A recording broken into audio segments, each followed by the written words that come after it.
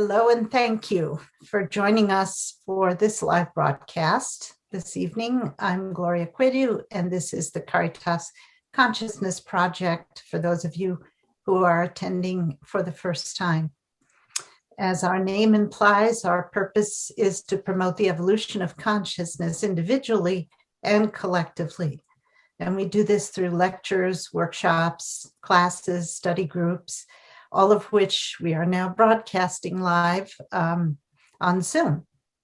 The programs we select, whether addressing healing or paranormal studies or spiritual exploration or science or the convergence of science and spirituality, are all in the service of increasing our understanding of our true nature and our role in the unfoldment of our collective destiny. In our live broadcast this evening, we're delighted to have Kevin Tadeshi, Executive Director and CEO of Edgar Cayce's ARE, Association for Research and Enlightenment, and Atlantic University. Kevin is the author of more than 25 books, including Edgar Cayce on the Akashic Records, Edgar Cayce on Reincarnation and Family Karma, Edgar Cayce on Mastering Your Spiritual Growth, and Edgar Cayce on Vibrations.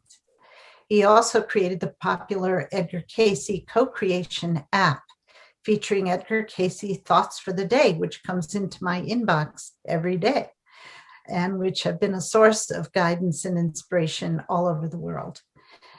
Kevin has lectured on 6 continents to thousands of individuals about the amazing insights in Cayce's work and how they can transform your life. He's also a nationally recognized resource on dream interpretation, a subject very dear to my heart, and the author of the best dream book ever, Dreams, Images, and Symbols, and ARE's Dream Interpretation app. Kevin remains one of ARE's most popular speakers, and all of his books can be found at kevintodeschi.com. And now let me present to you Kevin Tadeshi. Thank you so much, Kevin. Gloria, and thanks for having me, and thank you everyone for joining me. I figured it would be a nice small group this weekend because this is Mother's Day weekend, and who wants to do anything but family stuff on Mother's Day weekend? So I'm sure other people will watch this in the recording, but thank you all for spending this part of your evening with me. I'm going to go through a PowerPoint and hopefully entertain you along the way. The Cayce information has been instrumental to my life for the last 45 years. I got involved actually in Colorado. I had gone to I don't know if they still do it. The American Legion did a thing called Boys State, and I lived in Denver. And my high school teacher recommended me for Boys State, which was at Colorado State University. This is in 1975. And there's a girls' state too, but a boys' state or girls' state, you learn about the government. And for a whole week, you learn about the executive branch and the judiciary and Congress. And I have to admit, at the age of 17, I was kind of bored by Wednesday, and I thought, boy, the last thing I want to do is go into the government. So I went down into the student bookstore, and this was 1975, and the book that jumped out to me, it had just come out, was Edgar Cayce, A Prophet in His Own Country, The Story of the Young Edgar Cayce. And when my parents came and picked me up on Friday, I had finished reading that book, and I said, I think I'm supposed to be moving to Virginia Beach, Virginia, and I think I'm supposed to be president of ARE. And my father thought I was crazy. And for the next 2 years, I had to speak to priests once a month. And I got really good about talking about the Cayce material. So that's really how it all started. And when I graduated from college, I moved to Virginia Beach. And years passed. I'd been on staff for maybe 25 years. I became CEO 15 years ago. And I called home and I said, Dad, I became CEO. And his response was, well, you certainly spent a lot of time there. So it took a while, but I had seen what happened. And so tonight I'm going to share with you some of Cayce's insights on reincarnation and family karma. And there's some good stories here. Let me see here. If you can see the slide, raise your hand. Let me make sure you were broadcasting here. Okay, you can see it. So we're going to talk about Edgar Cayce on the Akashic Records, Reincarnation, and Family Karma. And we're going to have stories throughout. And we're going to talk about this in terms of the Akashic Records as a whole and how they kind of keep track of the past, how they pull together the present, and how they're constantly calculating the probable future. And hopefully I'll remember to pause in between and we'll have time for sharing or question or anything that might come up. For those who don't know too much about Mr. Cayce, he lived between 1877 and 1945. For 43 years of his adult life, he gave readings. He mentioned an astonishing 10,000 different topics. He's called the most documented psychic of all time. The Cayce database, when you look at all the readings we have, the 10,000 different topics, all the material, the Cayce database is 24 million words. 24 million words, if you can imagine. And his secretary, Gladys Davis, actually kept most of those down by hand. She was hired when she was 17 years old. She actually worked. Mr. Cayce passed away in 1945. She worked until 1986 and then passed away. But I started there in 1982. So I actually got to meet Edgar Cayce's secretary, and it was a wonderful experience. So Cayce gave about 9,000 readings on health and holism. He's called the father of holistic medicine for that reason. Hundreds of books have been written about his amazing life. And interestingly enough, more people come to our website, about 12,000 every Monday, than came to him in his lifetime. So more unique users come to us on a Monday than came to Edgar Cayce in his entire lifetime. And ironically, Monday is our busiest day.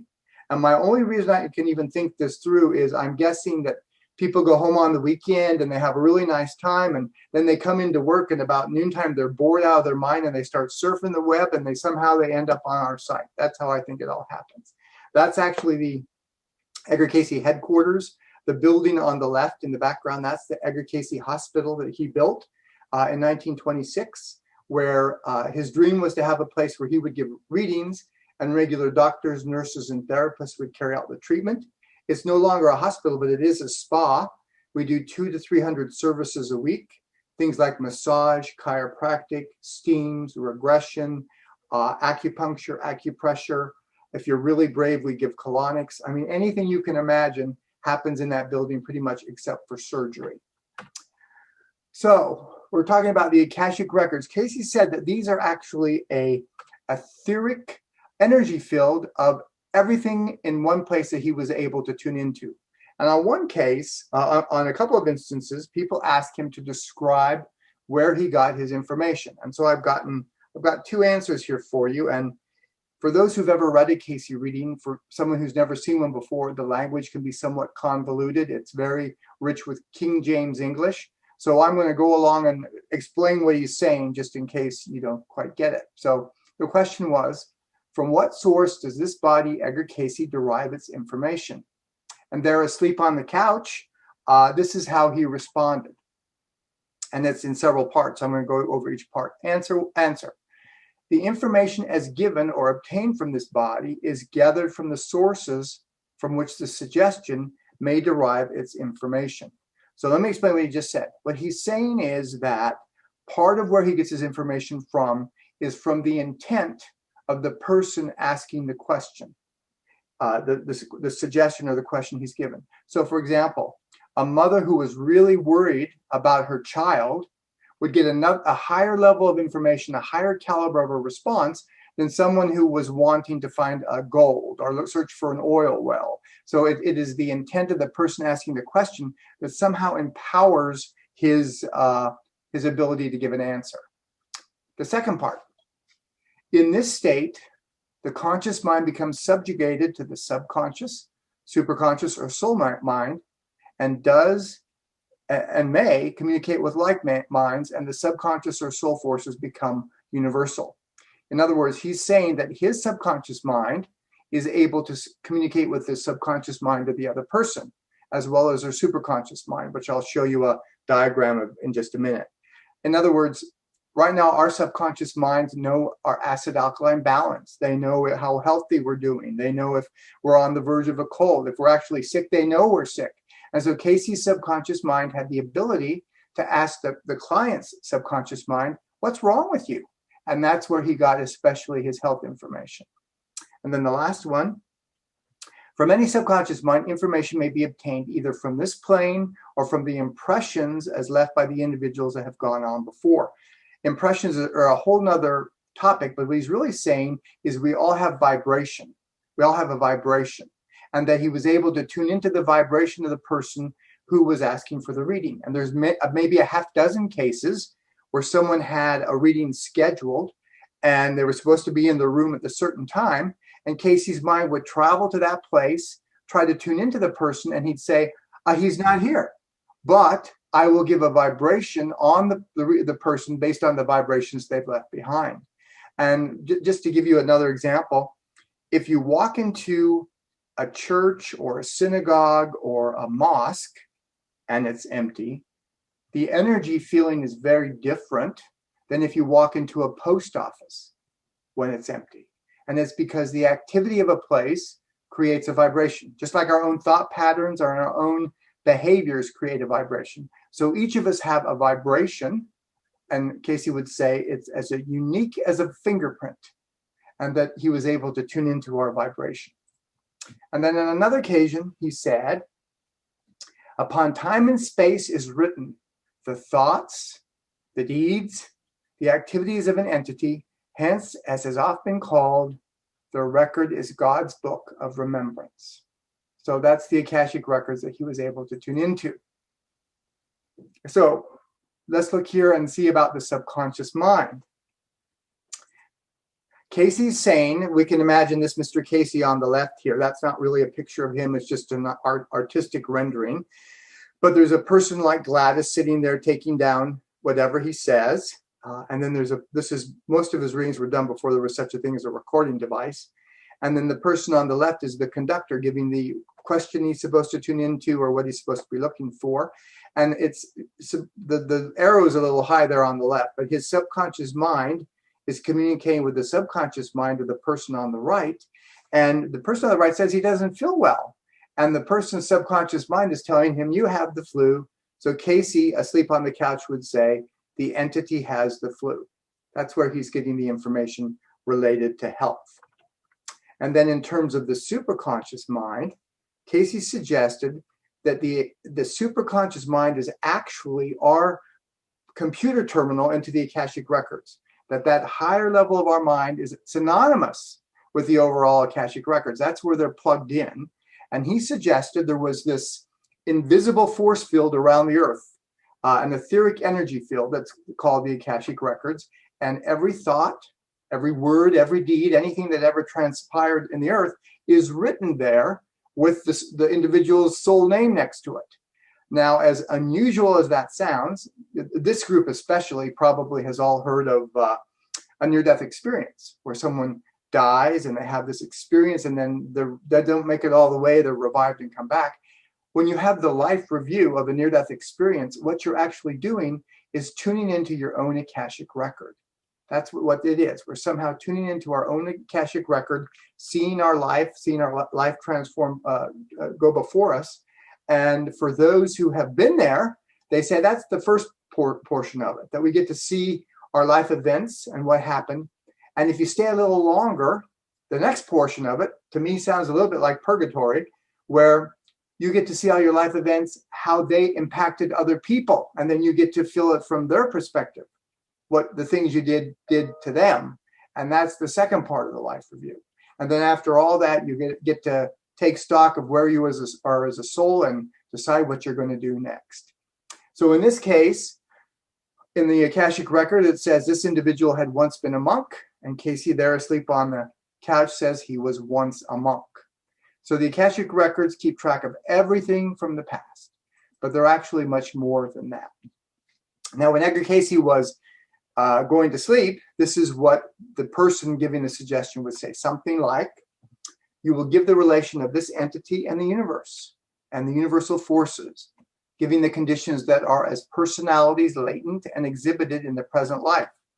Also the former appearances in the earth plane, giving time, place, and name, and that in that life which built or retarded the development for the entity, giving the abilities of the present entity and that which it may attain and how. So even though he's giving an informational reading about the past, the focus of the suggestion is, well, what was the person learning? What did they learn? And what are they supposed to do about it now? So it's very much present day centered, even though it's information from past lives.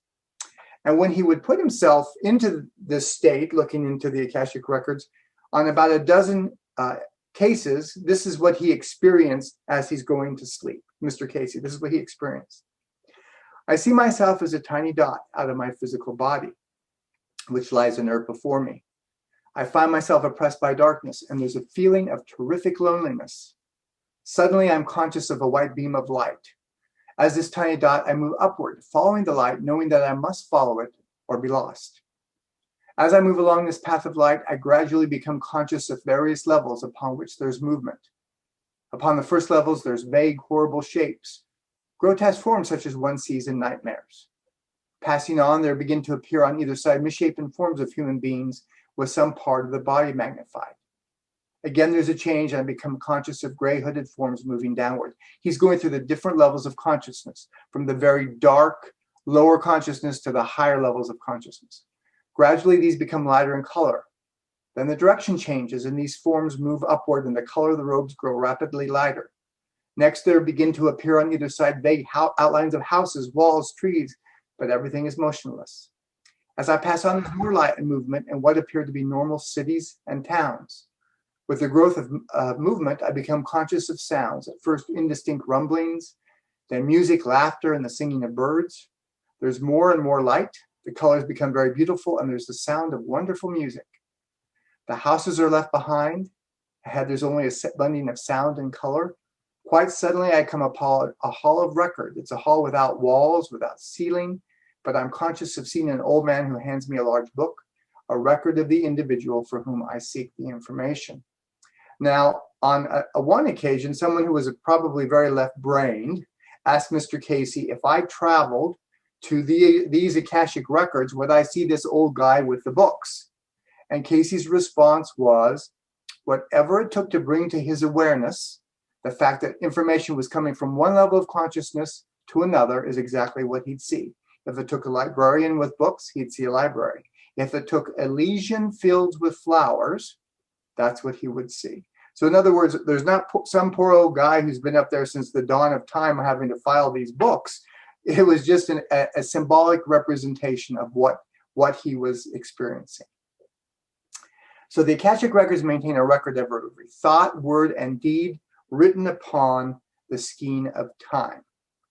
Cayce said, in giving the interpretations of the records written or imposed or impressed upon the skein of time and space, or the Akashic Records in God's Book of Remembrances. So again, we have this Akashic record field around the earth, keeping track of everything. And there's a number of places in the Bible that talk about the Book of Life or God's Book of Remembrance. Here's one of them. And I saw the dead, small and great, stand before God. And the books were opened, and another book was opened, which is the Book of Life. And the dead were judged out of those things which were written in the books according to their works. Now, it's not that God judges us or the angels judge us. We actually judge ourselves. We have a record of our whole life journey, and it's the soul itself who decides how well it did or how well it didn't do.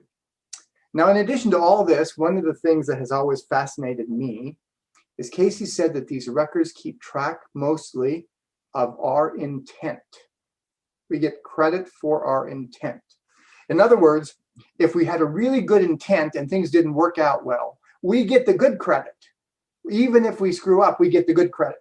If, on the other hand, we had an evil intent and something good came out of it, we don't get credit for that. We get credit for our intent. And the best story out of the readings that I have found in my 45 years, is this one. There was a woman who came to Edgar Cayce for a health reading. She was on the verge of surgery. She was very sick. She actually had a tubular pregnancy. And he helped her not have to have surgery with that. And later on, she had a life reading going back to the past. And unbeknownst to Mr. Cayce, she filled them in later, the Cayce family and Mr. Cayce, that all through her life growing up as a young woman, no other girls wanted to be her friend because she had such a poor reputation. It was rumored that she would do anything a boy wanted. Her nickname was the Good Time Girl. Boys rumored about her in school that everything that was said about her was true. This was not a girl you'd want to take home to your mom, but this was a girl you'd want to go out with on a Friday night. And according to this girl, none of this was true. But she even said, all my life I felt like I've had an A around my neck, like Hester Prynne in that novel, Adulteress. And Edgar Cayce gave her a reading and told her in her most recent past life, it was actually in the Old West, she had been a prostitute and she had used what she had to get what she wanted. She had used her body to get what she wanted. So in other words, her intent was very selfishness. And if you're like me trying to figure out how the system works, it kind of makes sense. She had this old way she did things. And even though she no longer does that, there's a vibrational thing that people sometimes pick up on. And somehow that vibration of that old incarnation is still there because people are always much more psychic than they realize. And that's why she has that reputation. And that makes sense. Well, time passed and about 4 years had passed. And another woman came and people said, I never knew her because she was dead before I got there, but they said that when she walked in the room, you could feel love's presence. But just walk into the room, you could feel love.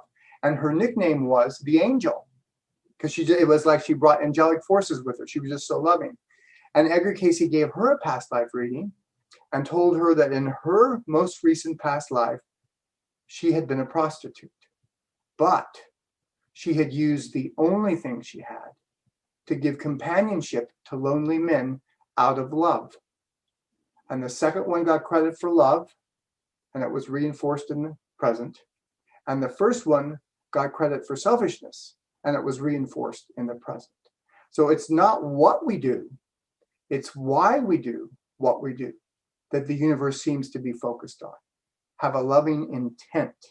The Cayce readings often talk about if you can manifest, the more often you can manifest the fruits of the spirit, love, kindness, gentleness, patience, the more you become Christ-like or Buddha-like, or however you want to say it.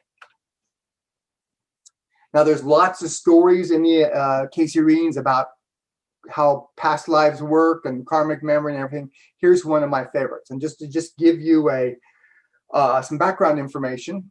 For those who don't know, John Jay, this is a picture of him. He was a founding father. He was a politician during the American Revolution. He wrote some of the Federalist Papers along with people like Hamilton. He was appointed by George Washington to be the first Chief Justice of the U.S. Supreme Court, and he was governor of New York. And he was a founding father. And there's a number of biographies written about John Jay, including this one. And in this biography is this story. This is a story that John Jay apparently told over and over and over again. The story is called The Conch Shell Beauty. And apparently he told it at the Continental Congress so often that it's affixed to at least one or more of his biographies. And here's the story. This is out of the book. The Conch Shell Beauty story is a story which has passed along for years. Jay and Colonel Morris, this is the story, had walked to Gray's Ferry and ordered dinner at the inn. They sat in the common room thronged with travelers and country people returning from market. With women they conversed about Whigs and Tories and beef and butter and Congress. While thus engaged, they observed, quote, a most beautiful country girl about 17, unquote, enter the inn and approach the fire. She was, Jay said, exquisitely beautiful, an object so charming immediately divided our attention from the herd around us. Jay sat entranced by her extraordinary complexion, her eyes and teeth and lips. Morris suggested she would make his son an excellent wife. She objected that no gentleman's son would marry a poor country girl. The two men invited her to dinner and she declined. Jay compared her complexion with the flesh color of the inside of a conch shell. During the afternoon, Jay and Morris talked of nothing else but the conch shell beauty when they're back at Congress. They agreed to tell their friends of her, but to conceal her name and dwelling. We've met the most beautiful girl in the world. We're not going to tell you where she works. Her face is the color of a conch shell. The story became an oft-repeated interlude in the labors of the Continental Congress. Now, all this is out of Jay's biography. Now, let me tell you what's out of the Edgar Cayce readings. In the early 1900s, there was a 4-year-old boy, and he was walking along a beach in Florida. And he was in a very wealthy family, and he's walking with his nanny. She's holding his hand. And as they're walking the beach in Florida, he looks down and he sees this enormous shell on the beach. And he turns to the nanny and he says, "What's that?" And she says, "Honey, that's a conch shell." And an unusual idea entered his head, and he looked confused for a minute. And he looked back at the nanny and he says, "Can a lady's face be the color of a conch shell?" And 2 years later, that little boy had a reading from Edgar Cayce and was told he had been John Jay. And that's how memory travels with us. We have patterns in memory inside of us. Any of us who had brothers and sisters, even though we had the same food and we often went to the same schools and we generally had the same parents, we're very different from one another because of all this memory we take with us. So I say it's like Samsonite luggage. It's our luggage we're bringing with us, all this karmic memory we bring with us. But that's an example from the Cayce readings of a story from the past. Now, in terms of relationships and how all this ties into relationships, Cayce suggested that each time individuals are brought back together in relationships, they pick up exactly where they left off. There's a continuity of expression, both positive and negative. So the things that were good are still good. The things that are challenging are still challenging. Cayce also said that regardless of these past life memories, the most strongest ingredient we have is free will. He went on to suggest, and this is very different than many schools of thought, it may be different than some of you think. Cayce said, and this is sometimes hard to get a handle on, there's no such thing as karma between people because karma is only memory. There is only memory in relationship to someone. And my karmic memory about an incident may be very different than your karmic memory, even if we were both there together. And the best way I've come to understand that is my wife and I have been together for 30 years. And sometimes we'll be talking about something from the past and I'll say, "Do you remember when thus and so happened?" And my memory of what happened is like two different people were there. It's like a totally different story. And she doesn't remember it the same way. And I think that's kind of how karmic memory works, that we all have our own feelings about how things happened.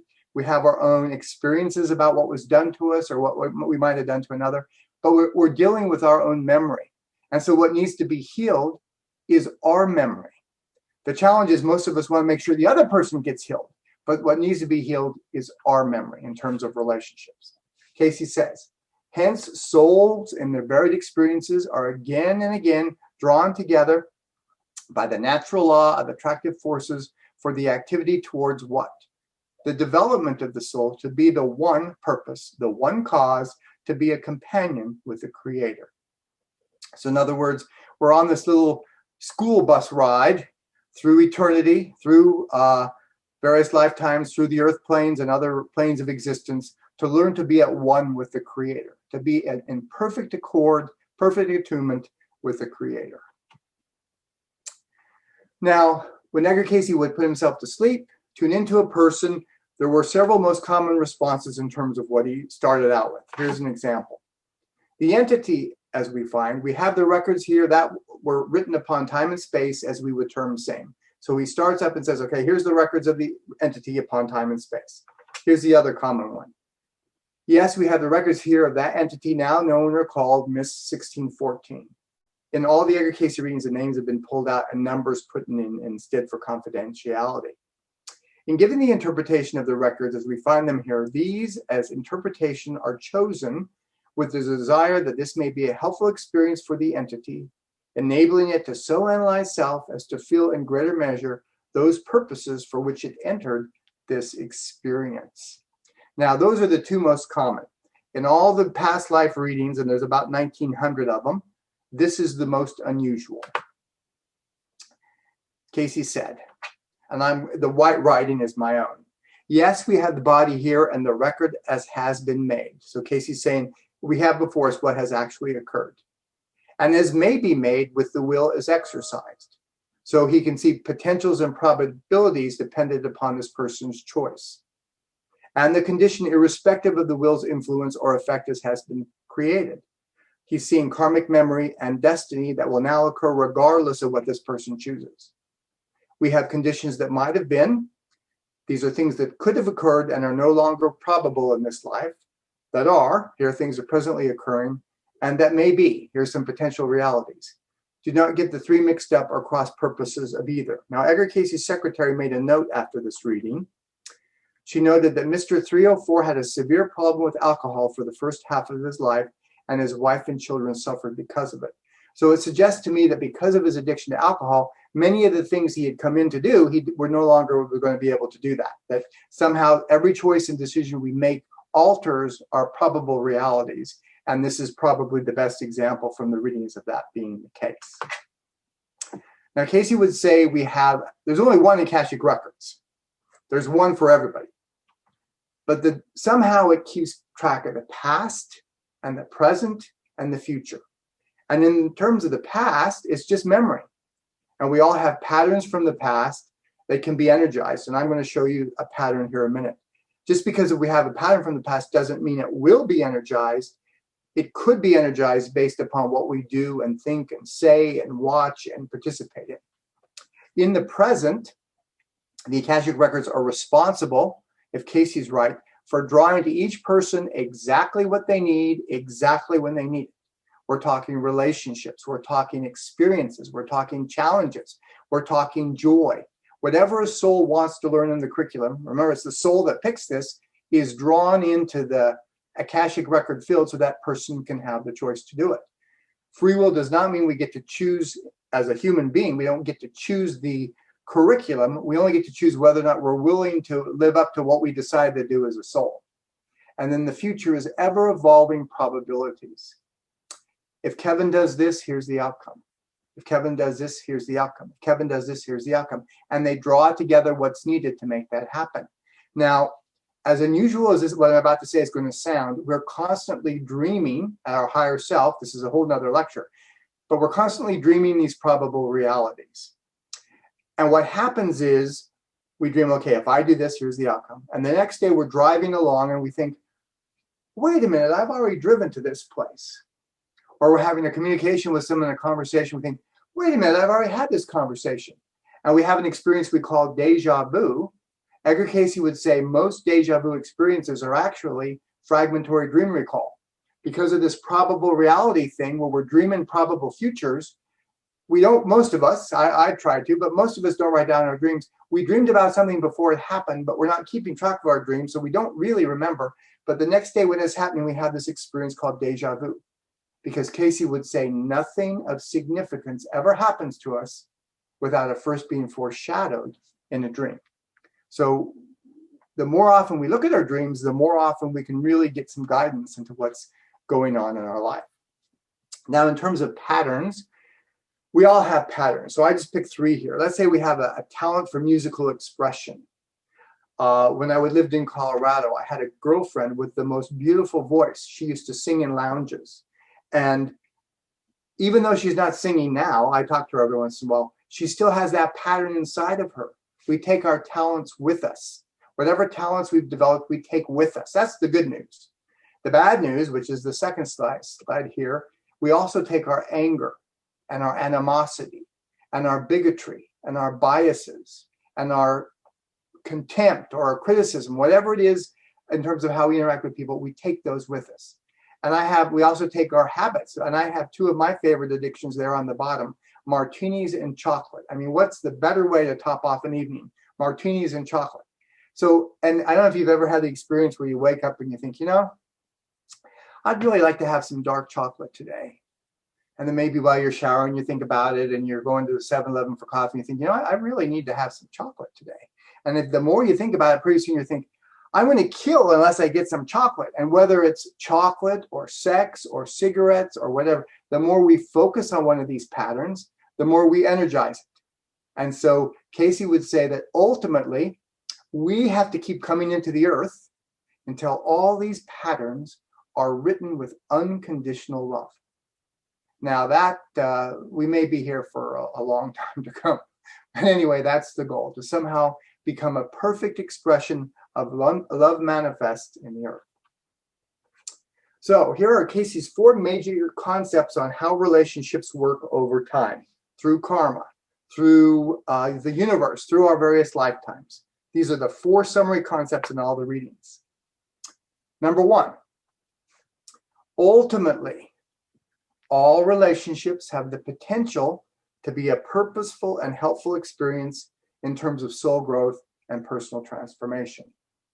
Now, sometimes when I talk just about relationships, people have a hard time with that. And they'll say, you know what, I had a very abusive husband, or I had a very abusive family, or I had a very overbearing something, or a very critical experience. How can that be helpful to me? And the reason is because all of our relationships work in one of two ways. One, if they're supportive or loving or somehow mentoring us, they draw out the best in us. And we can see in the other person what they have, and we want to be more like that. Conversely, if somebody's really critical or harsh or even abusive, sometimes we're forced to draw upon resources we didn't even know we had just in order to survive. And it's the act of drawing upon things inside of us that we didn't know we possessed. That process helps us to become a better person. And then we're also sometimes able to help others who have experienced the same trauma that we have. And it becomes a purposeful experience for having had that experience. So Cayce would say, ultimately, all of our relationships have the potential to be purposeful and helpful in terms of soul growth and personal transformation. The next one, our relationships with one another are destined to be repeated until they're healed. Now, I've sometimes talked about this at a lecture, and generally it'll be a woman that comes up, but men have come up too with the same question. And they'll say, well, I had this ex-spouse and I think I've healed it and we don't have to come back together again. But what do I need to do to make sure we never have to come back again?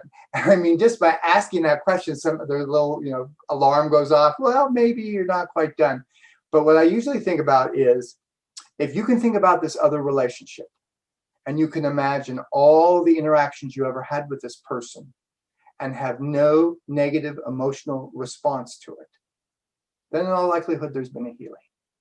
But if you think about this person and somehow the hair stands up on the back of your neck or your body clenches and you get all tight, then probably there's more to learn. But the Edgar Cayce readings are filled with examples, and I'm going to show you a few of them, of how karma brought people back together to heal something.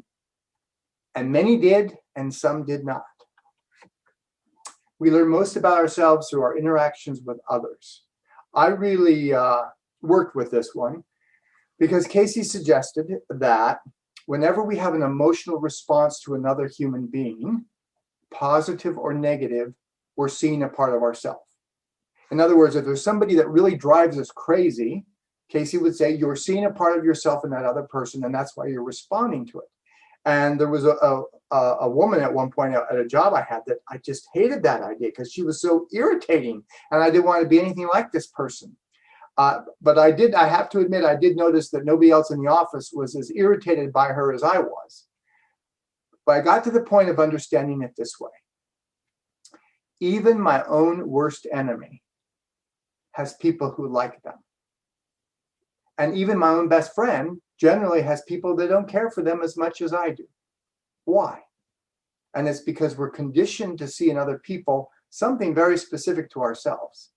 And it's what we see in others that can help us grow, because we can see our own strengths and weaknesses in other people. And the people we really love and admire or appreciate or respect, Cayce would say they're showing you an inkling or a sparkling of who you can become. And the people who drive us crazy or push our buttons or whatever, Cayce would say, you're seeing a shadow of something you need to work on just by being around that person. And by working on it, you can become more of a better person. And finally, as souls seeking personal wholeness, our goal is to eventually learn how to love everyone with whom we come in contact.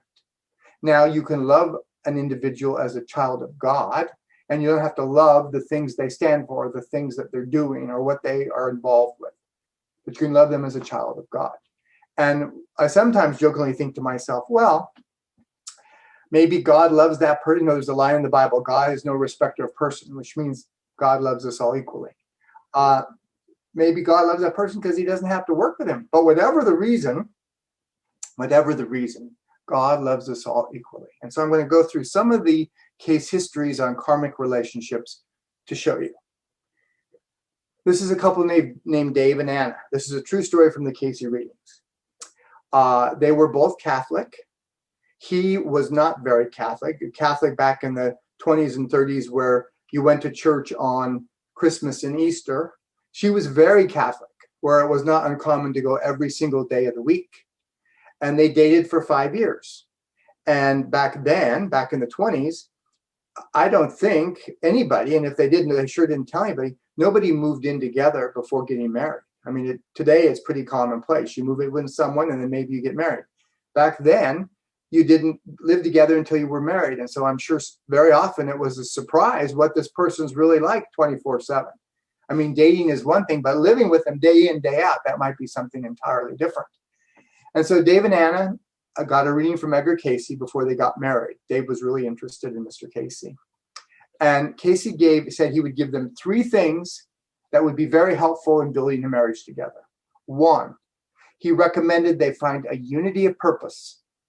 And he suggested that in any relationship, a family relationship, a business partnership, a life partnership, a marriage, that you need to have a unity of purpose, that you can always agree on. No matter what, we can agree on this. No matter what, we're here for the kids. No matter what, we're here for this. We want what's best for each other. No matter what, to come up with what is your unity of purpose. The second thing was he encouraged them to remember that marriage or any kind of a long-term commitment is a 50-50 proposition. And they needed to be willing at least half of the time to give in to the other person, to what the other person thought was important. Now, if you have my wife here, she would say that she does more than 50%, and I would say I do more than 50%, but that's what the Cayce reading said, that somehow you have to give in more 50% of the time. And thirdly, he told them both that they both had a severe streak of selfishness. They both were extremely selfish deep down, and they needed to work on that in this incarnation. Well, they got married, and as soon as the I do's were spoken, they started to fight. They fought about politics. Dave felt like he was much more learned. He was a writer. He read a lot of newspapers and magazines and papers. He wrote for the paper. He thought he was much more educated and that he should be able to tell his wife who to vote for, and she should just vote for him. Anna felt like she was a little more independent than that. Anna, the very religious one, felt like that sex was ultimately for procreating children. And since they weren't really ready to have children, there was really no purpose in having sex. Well, he thought it was a little more recreational than that. So they argued all the time about all kinds of things. And finally, they were arguing so often, they came back for another reading. Cayce told them this: you are necessary one to the other in filling those purposes for which their activities are in this present experience. You're necessary for each other learning right now. As to the application, this should be according to the choice of each. They should be cooperative one with another, the way you know the application you must make. So in other words, they should try. And he went on and he gave them a couple of lifetimes. He said that would be very helpful in understanding their karmic relationship. He said in the lifetime just before this, they had both been in England at the time before Henry VIII had broken with the Catholic Church. And they had been Catholic, and he had been a priest, and she had been a nun, and they had lived in the same convent together. And he had talked her into breaking her vow of celibacy. And at a deep level, she had never forgiven him. Well, apparently she's trying to fulfill the vow in the present. I don't know. But that was one thing they had to work through. And before that, the other thing they had to work through, Cayce said that in ancient Egypt, there was apparently a time when the state, the government would assign you your spouse, and she had been assigned to him, and he had rejected her. And she felt rejected at a very deep level. So he encouraged them to work together. And they worked together for a time, and then they'd fight again. And she noticed that because he's a writer, every time he's gone, this is before internet, this is before Zoom, this is before you could make a long distance phone call without paying lots of money. When he's gone, they don't fight. So she encouraged him to go away for writing assignments, to go. And so for a number of years, he'd go somewhere and do his assignment, come back, they'd fight. And this went on for a while. And then one day, I guess the universe decided they're going to stay together. And he was stricken with an illness that doctors said resembled arthritis and spinal meningitis. And he was paralyzed except for his hands. And he was in a wheelchair, so he could write. And guess who had to take care of him? His wife.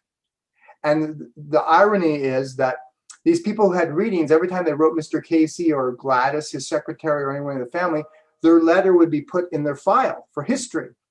And there's a letter from this guy, Dave, who writes Mr. Cayce and says, and this is an exact quote, he says, if Anna ever died and another woman asked him to get married, quote, probably I would have to kill her because I am wonderfully convinced that monasticism is the only approach to happiness.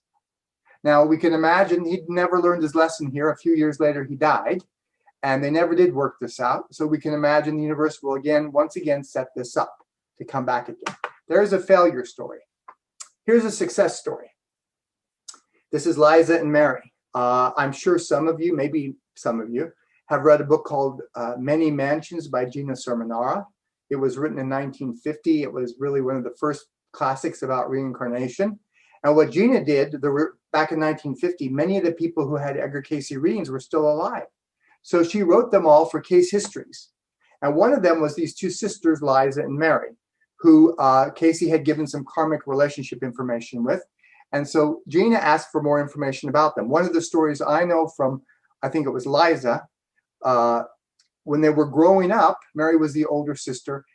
They shared a room together because everyone else in the family was boys, and they shared a room together, and they hated one another. So one day they went down to their father's barn and got some of the white picket fence paint, and they painted a white line in the bedroom, and it was against the rules to step on the other side of the line on your sister's side of the room. You had to stay on your own side. That's how well they got along. Well, with that as background, here's what Liza told Gina Sermonara back in 1946. The disharmony between Mary and me started at a very early age. The first incident I remember took place when I was about 8 and Mary 14. Two cousins, girls about the same age as ours, visited us for a few days. Any attention I would get annoyed Mary to the point that she would whip up all kinds of imaginary things, such as pretending that she was going somewhere or that she had toys to play with, and if they wanted to share these things with her, they would have to leave me out of it. She always felt quite free to take anything that was mine, first without my knowing it, and eventually it didn't matter whether I knew it or not. I was doing waitress work and would bring home my tips and keep them in a box. In checking to just see how I was doing, I discovered that either I couldn't count or someone was taking my money. I found out what was going on. Mary was helping herself. Now, the interesting karmic memory about this relationship that Edgar Cayce had given was that in this life before this, they had both lived in Williamsburg, and they had been near each other in the same neighborhood. And Mary, the older sister, had had a husband that she really didn't care for. And he got something like tuberculosis, and he was on death's door, and he was nearly dying. And Liza lived next door, and she had some nursing skills, so she insisted on coming over and trying to help this husband because she felt sorry for the couple. And she nursed him back to health. And the husband was so grateful, he went home with Liza. Now, Mary hadn't loved him, but she sure didn't want anyone else to have him either. And so she got really irritated that this other woman had stolen her husband. Well, these two sisters came back, and interestingly enough, in the present, Liza had remarried the same guy. And so all this old karmic memory was coming to the surface, and they were encouraged to work on it. And both the sisters basically ignored that because they couldn't stand to be in the same room with each other. And time passed. They'd both been married. Time passed. Eventually, both their husband died. Their parents died. Some of their siblings died. And when Mary was in her 80s and Liza was in her 70s, Mary had nowhere else to go but to move in with Liza. And according to Liza, who I knew when I started working at ARE, she, towards the end, the last few years, she had to help take care of Mary. And eventually they started having conversations about their youth, and they had conversations about how they had wasted so much time, and they had conversations about things they should have done differently. And Liza told me that on her deathbed, Mary looked up at her and she said, Liza, I hope we can be sisters again next time. And then she died. Now, to me, that's an example of they actually healed it. It actually got well again.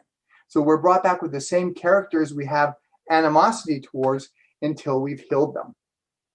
Here's another quick story, just as an aside of how memory goes with us.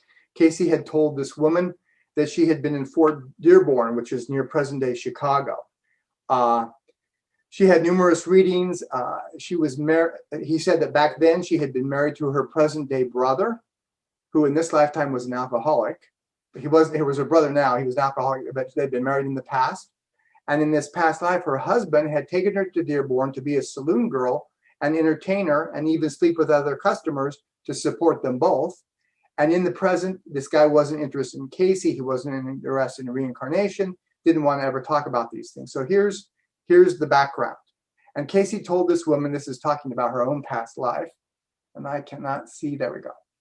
Thus we find the entity with the companion brother, her husband at the age of 17 entered into that life as an entertainer and as one who aided in inducing individuals to spend money, as the travelers, as well as those who sought the gaming table, as well as the drinking. That was a portion of the activity of the companion there, keeping the position as the entertainer, as a waitress, and the activity in the end that you know there, known as you know. In other words, you were back there, sleeping around for cash. And this is a follow-up the woman gave to Gladys Davis a few years later about her present-day brother. I went dancing for a couple hours at the American Legion in a party with my brother Warren and his wife and friends. Warren was so obviously in his Dearborn background, going from table to table, patting different ones on the back, drinking, etc. He came back to the table and started asking me to sing his favorite number, Lonesome Road, wanting me to sing with the band, insisting that he would stand right there by me and hold my hand. Said he loved me better than anyone else in the world. I had been trying to figure out why he hadn't married me. This in a laughing vein, of course. Said he would rather dance with me than anyone else he's ever danced with. This is of particular interest in view of the fact that he knows nothing of his connection with me in Dearborn. In fact, rejects anything that deals with the thought of reincarnation. So again, the past having to do with karmic memory. So what we're going to do together is we're going to have a little experience together, seeing if we can tune into our own Akashic past life karmic memory, just for a few minutes. Everyone open to this? Yes, that's right. We're all open. Okay, so what I want you to do is just close your eyes, and I'm going to ask you to imagine some things, and we're just going to see what happens. We're just going to relax, and I want you to breathe in warm air, breathe in cool air, and notice how it's warm air when it comes out. Just breathe deeply and relax. And breathe in relaxation all the way down to your tippy toes. And breathe out any tension. And breathe in relaxation all the way down to your legs and knees and thighs. And breathe out any tension. And breathe in relaxation to your tummy and back. Breathe out any tension. Breathe in relaxation all through your body, including your head and forehead. And breathe out any tension. Now, our imagination and our intuition are linked. So I'm just going to have you imagine a few things. I'm going to count from 1 to 7. And with every count, I just want you to breathe in slowly and deeply, and then breathe out. And with every count, you're going to relax. You'll enter your own state of relaxation, completely relaxed and completely aware of your mind. You'll be in a safe place. So 1, just breathe and relax. And then breathe out. And 2, breathe and relax even more.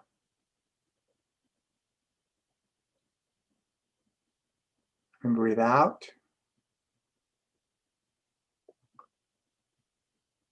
And 3, breathe and relax.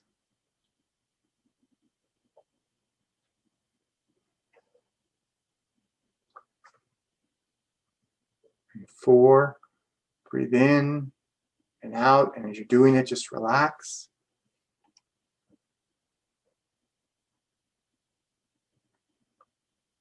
And 5, breathe and relax.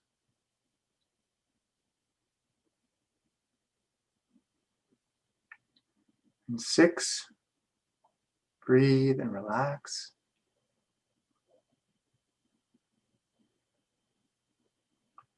And 7, Breathe and relax some more.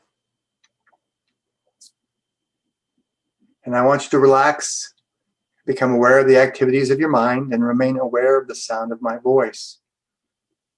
And I want you to let your imagination wander back in time to a safe place long before the present. I want you to be able to see one of your best experiences of long ago. I want you to be able to see it in your imagination with a feeling of total safety and security. Just relax in your imagination and let it happen. And in your imagination, I want you to see yourself sitting beside a large body of water, a lake, a pond, but some body of water with a sparkling, smooth surface. Just relax into the scene and let it happen. See yourself by a large body of water.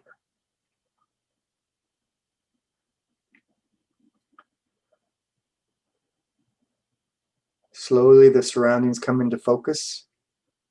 You can see the scenery around you. You can see the sky, the ground, the body of water, all as it appeared long ago. Now, in your imagination, look in the water and see what you look like. How does your face appear? Are you a male or are you a female? Are you young or are you old? Can you see what you're wearing? How does it feel to be who you are in this long ago past?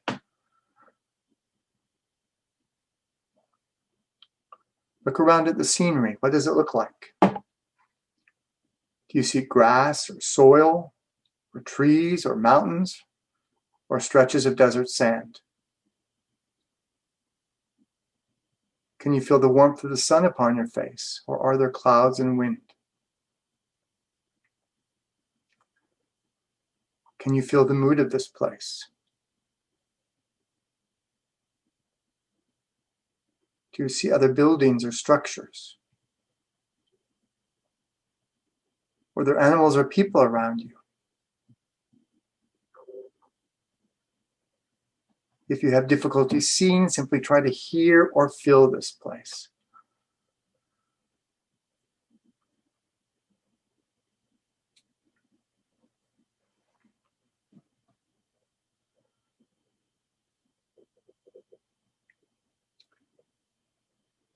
Now, in your imagination, I want you to imagine a scene from your childhood in that lifetime. Imagine yourself as a child with someone very special, someone with whom you have a close bond, perhaps a parent or an adult. But there's someone very special to you in that incarnation, perhaps a sibling, a friend. Who is this person and how do you feel about them?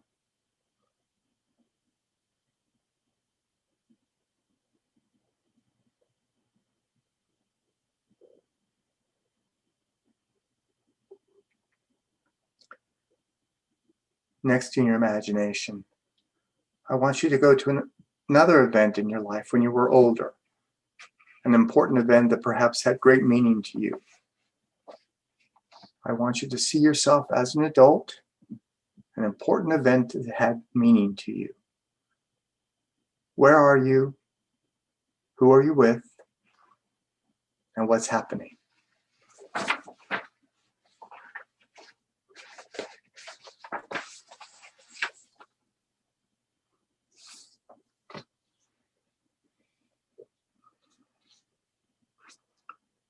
Now, if you can, I want you to see if you can imagine what was your purpose in that lifetime of long ago.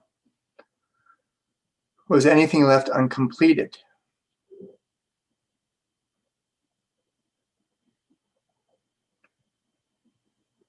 See if you can look at that life all at once so you can see all the life events tied together as a whole. Imagine that whole life as one big event. And now see if you can imagine your present life in the 20th and the 21st century, and see if you can imagine all those life events tied together as a whole, so that you can see these two lifetimes standing side by side, the one from the long ago past and the one from the present. Do you see any similarities between these two lifetimes?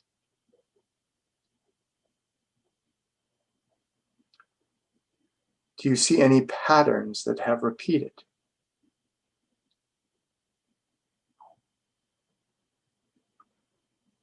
Do you know any people now that you knew then?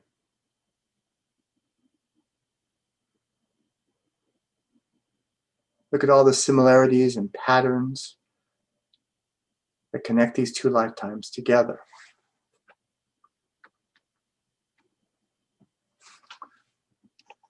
And take a final look at your surroundings from this long ago past.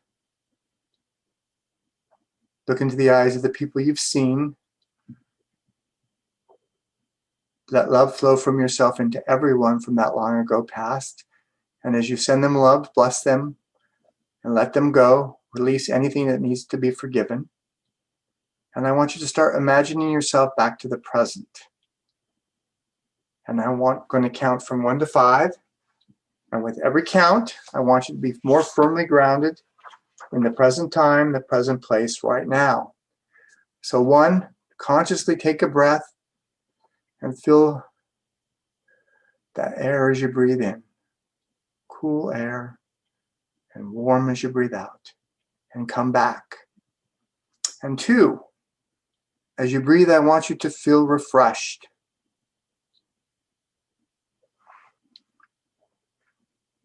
And 3, breathe and feel revitalized. And 4, I want you to breathe and feel fully oriented in the present. And 5, I want you to open your eyes, fully awake. Okay. Did anybody want to share anything? Was anyone anywhere they want to share or see anything interesting or thought this was the dumbest thing they've done all day? Anybody? Raise your hand if you want to share. I have to turn the pages to. Anyone see anything they want to share? This is your chance. Go. Okay, raise your hand if you were somewhere but you don't want to share. How about that? You were somewhere but you don't want to share. Okay, that's at least something. All right, anybody else? Anybody want to say anything? Okay, so what I'm trying to suggest to you is it's possible to use your imagination to tune into the past, to tune into the long ago past, and you can also do it for the future. We're going to do that in a little while. Does anyone have any questions about Edgar Cayce or the Akashic Records of the past before we move on? This is your chance to ask any questions right now. You'll have to unmute yourself, Deb, if you want to ask something. I have a question. Okay. I'm sorry, I have an impediment talking. So if you can understand me, let me know. I can understand you. Okay. Remember you said about having habits that you have to continuously reincarnate, and then you have every time you encounter these habits, to approach them with love, and we will not have to reincarnate again when we have resolved this issue. My question is, do we have to not want it anymore? Like, for example, if I like chocolate now, and I will continue to reincarnate until I don't like chocolate anymore. Is that what you mean? I just didn't understand. What I'm suggesting is that whatever habits or animosities or patterns we have with us, they have to be healed or they stay with us. So liking chocolate is not bad.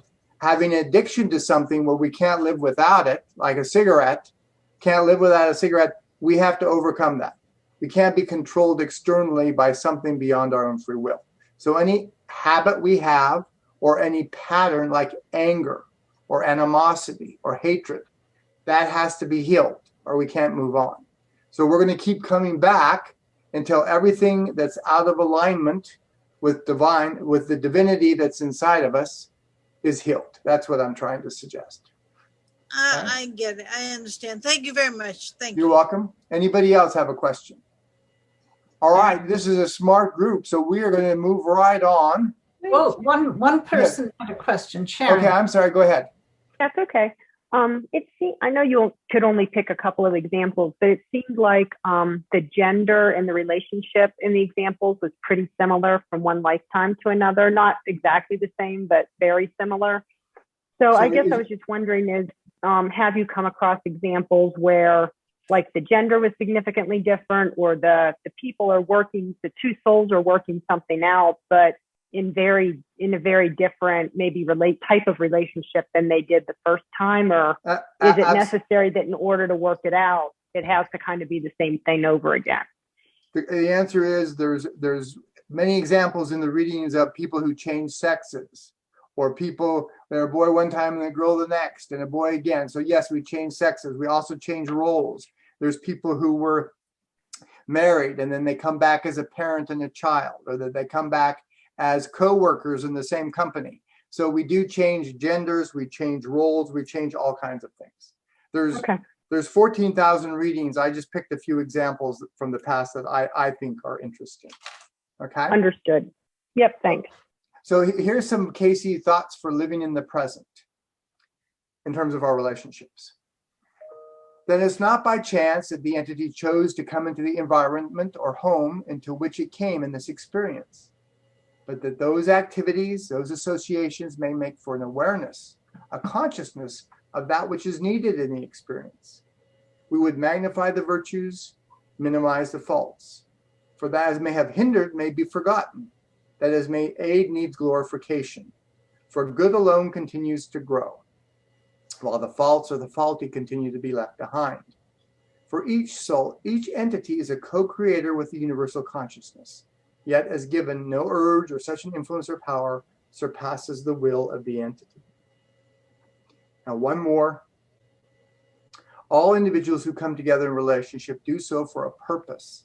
In every experience, the aim is that each might become a better individual for having the opportunity of coming in contact with the other.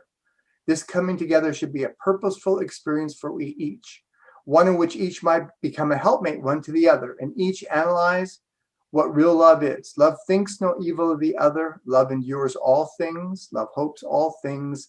Let this be the goal. So, Akashic Records of the Present. I like this one because it's humorous, at least humorous to me. David Kahn was very interested in the Edgar Cayce reading. In fact, David Kahn is probably one of the top 5 people in terms of having readings. David Kahn had 250 readings or so throughout his life with Mr. Cayce. He got involved when he was 15 when he heard his first reading, and remained with the Cayce organization until he died in 1968. And he lived in New York. He was a businessman after he got out of college, and he fell in love with a young actress who was an off-Broadway named Lucille. So he never made a decision without asking Mr. Cayce for his help. So he wanted to know about their present relationship, what they learned, that kind of thing. So he came and asked Mr. Cayce what his question was: what will be the outcome of a relationship between Lucille and I? And Mr. Cayce, there asleep on his couch, said, "What you make of it?" Well, David was not quite happy with the specificity of that answer. He wanted to get a little more, he wanted to pin Mr. Cayce down. And so he's there in the room and he writes out a question to pass to Cayce's wife to read so that he get the exact answer. This was his question: is this girl the type and quality of womanhood best suited to this man for a successful life? And there asleep on the couch, Cayce says, "Maybe made so in each." Well, we're still not happy with the specificity of that. I mean, he basically, the answer is they could become best suited to each other. He's not happy with that specificity. This very naive young man asked this question: will we be perfectly happy always? And Cayce, asleep on the couch, says, no. And he goes on to say, they will not always be happy, but these may be always made content. Conditions must exist between each that they may be made compatible and brought to that position wherein each may be made content. Well, I guess that was close enough for David Kahn. They did get married, he and Lucille. They had 2 children. One became a doctor, one became a lawyer, and they spent a lifetime together and were very supportive of the Edgar Cayce work. A lawyer on one occasion asked Mr. Cayce, he didn't ask, is this my perfect partner? Is this my only soulmate? Is this a person I'm supposed to spend all time together with? His question was, how can we keep our love alive? And here's the answer. Remember each. Love is giving. It is growth. It may be cultivated or it may be seared. That of selflessness on the part of each is necessary. Love grows, love endures, love forgives, love understands. Love keeps those things rather as opportunities that to others would become hardships. They do not sit still and expect the other to do all the giving nor all the forgiving, but make it rather as the unison and the purpose of each to become a complement one to the other ever. Akashic Records of the present. This is one more. This woman had a really hard time with her mother. She had a lot of health problems, even though she's only 36 years old. This is what she said in her her letter to Mr. Cayce about her health. Remember, she's only 36. As to my health, I have trouble with my back for the past 5 years. I had more x-rays taken, and now the doctors claim I have arthritis. My back aches me when I stand long, or when I sit, my bottom hurts me too much. I get terrible heartburns. One doctor claims I have a cyst on one ovary.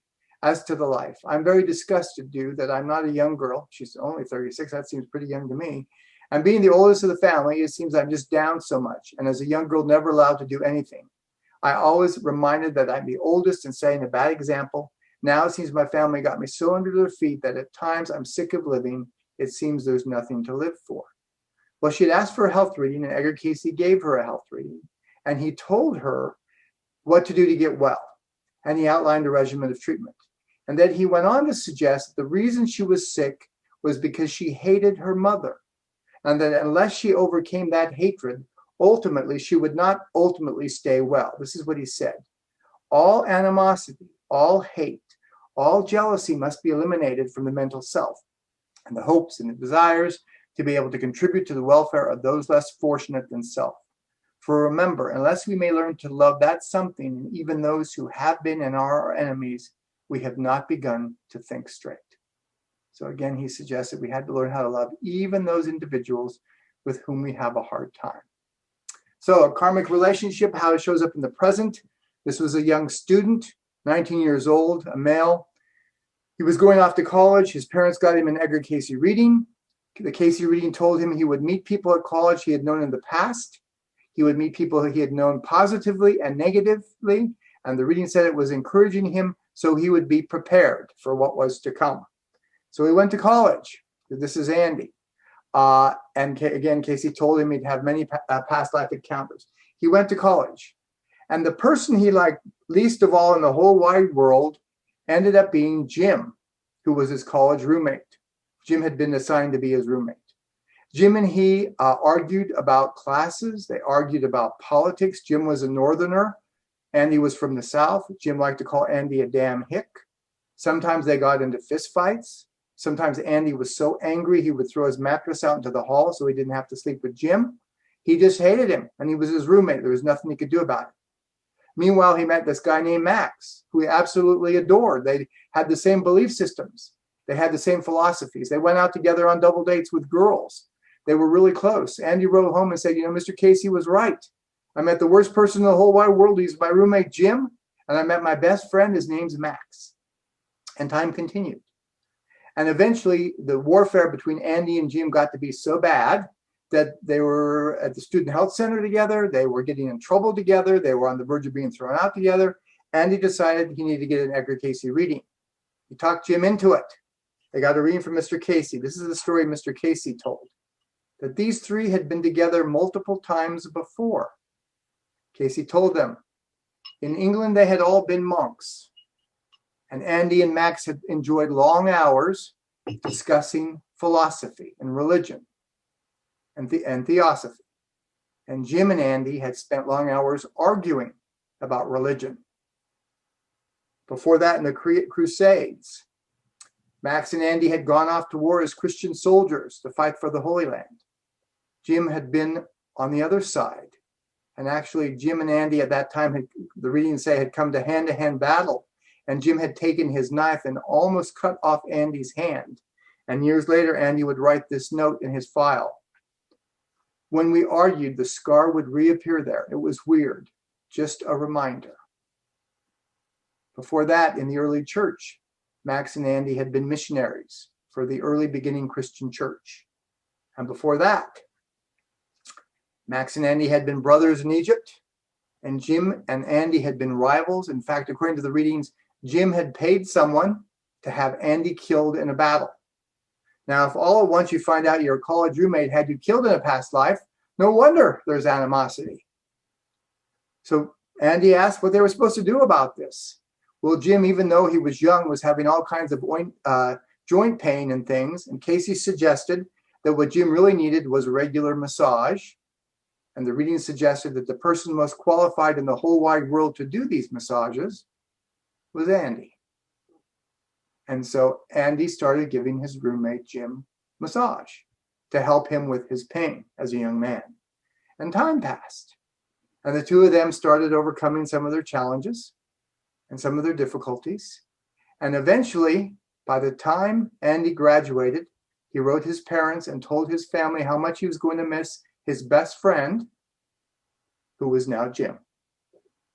And in fact, when Jim died, Andy wrote him this letter just before he died. This is in the files.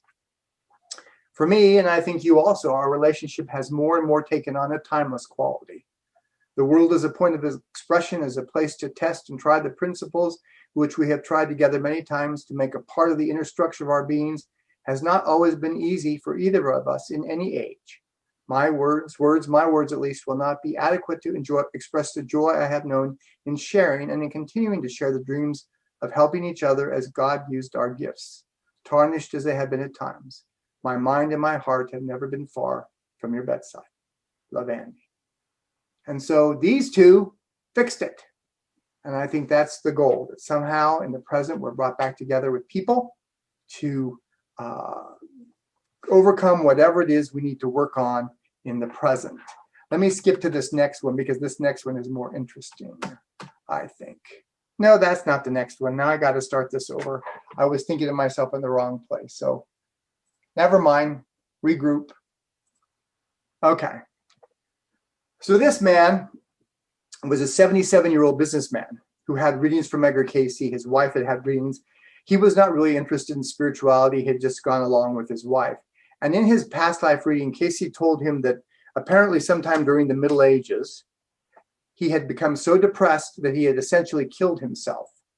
And Cayce told him in the reading that in this lifetime, you must meet that. And I'm sure he heard that in one ear and it went out the other. But the reading suggests whenever we commit suicide, we basically have to face the same issue again and not commit suicide. Suicide doesn't fix anything. It just postpones the event that caused us to kill ourselves in the first place. So in Germany in the past, he had been depressed because he had apparently lost whatever and died and killed himself. Well, in this life, this guy was very, very wealthy, and he lost everything during the Depression, lost everything. He disappeared, and he left his wife a suicide note saying he was going to go kill himself. So he's following the same pattern. Cayce tried to tune into his location, but the depression, fear, and anxiety was making it impossible. Cayce said the soul is meeting self, but here's what the reading said when he was trying to tune in. Still in the body, this guy's still alive, but where is this? Where is this? What is it about the body that hinders so, that surrounds in such a maze that keeps aid from coming? Well, they eventually found out this guy had become a hobo and was traveling the rails on a train.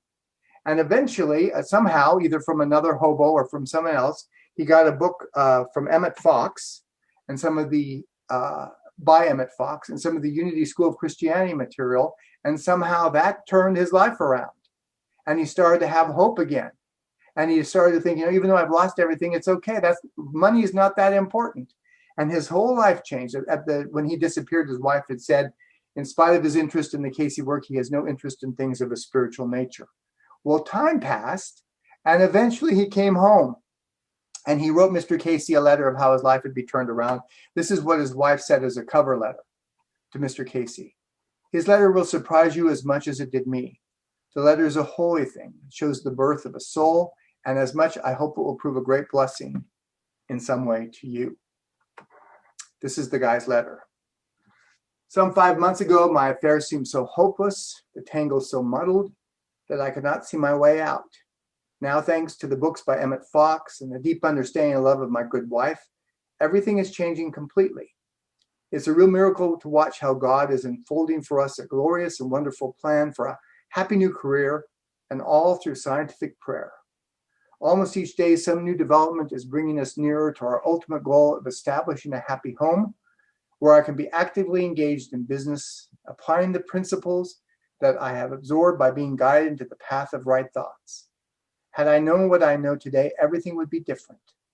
I had been living in a fool's paradise and needed this shock to cleanse my soul. So he really overcame whatever it was that was hindering him in the present, from the past. He learned his lesson and moved on, which brings us to a point where we're going to tune into quickly a good relationship and a challenging relationship, and just see maybe a karmic relationship. We're going to just see what we've been trying to learn from these. So we're not going to share with anybody. I'm not going to call on you. You're not going to raise your hand. So just close your eyes and let's see what we maybe have been trying to learn. Close your eyes and breathe in relaxation all the way through your body, and breathe out any tension. And close in relaxation again, and breathe out any tension. And as you breathe in relaxation, just let your mind wander and your imagination flow and relax. And in your imagination, I want you to imagine a person with whom you have had or are having a challenging relationship. This is a person with whom you've had some measure of difficulty. This may be someone with whom you've experienced such things as anger or frustration or depression. This may be someone who's able to push your buttons, perhaps a family member, perhaps a boss, a coworker, an associate, a neighbor. But I want you just to imagine this person. Now, in your imagination, see if you can feel what it feels like to be around this person. How does this person make you feel? Do you feel frustrated, angry, saddened?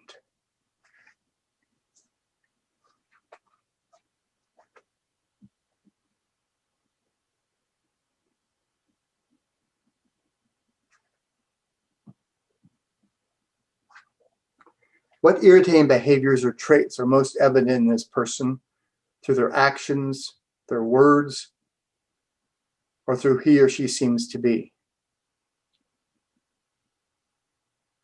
Is this individual controlling, unfeeling, angry?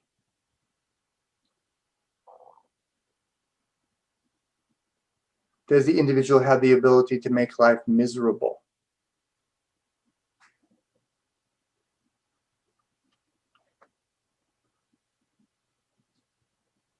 For just a few moments, imagine this individual and all the things about this person that has had a negative impact upon you.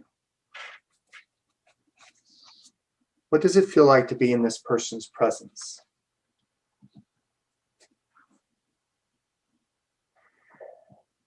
Now, in your imagination, see if you can discover what it was that your soul was trying to enable you to learn by being around this person. What did this experience teach you about yourself? Perhaps it was to enable you to speak up for yourself. Perhaps it was to enable you to learn patience or unconditional love. Perhaps it was for you to learn to eradicate any negative patterns from within yourself. Perhaps it was all these things and more, but in addition to the pain and the anger and the unhappiness, this person tried to show you a number of things about yourself that ultimately could be very helpful in life. What were they? What did this person show you about yourself that could be helpful in life?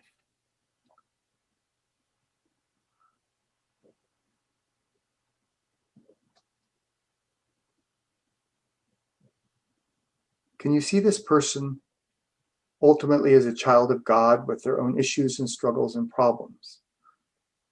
Can you see this person the way God sees them? Can you forgive anything that needs to be forgiven? The next time you think about this person or see this person, I want you to remember, first of all, what it was that this person tried to teach you about yourself. And take a deep breath and breathe out all the tension associated with this person. And breathe in calmness and relaxation. And again, breathe out any remaining tension.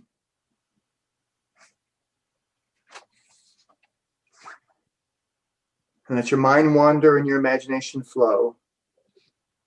And in your imagination, I want you to imagine an individual in your life who you love or truly loved.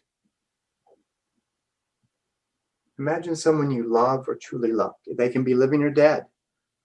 Perhaps a parent, a grandparent, a friend, a sibling, an associate, a relative, a spouse, or even a child. Try to imagine this person standing before you.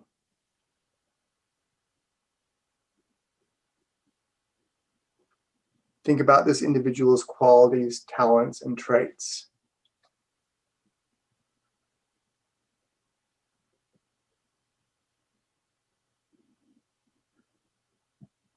Now, in your imagination, see if you can feel what it feels like or felt like to be around this person. How does this person make you feel?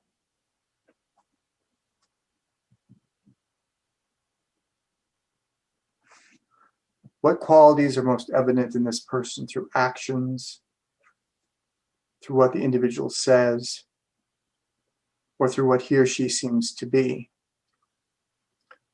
Is this person kind, empathetic, loving, joyous? Does this person have a sense of humor?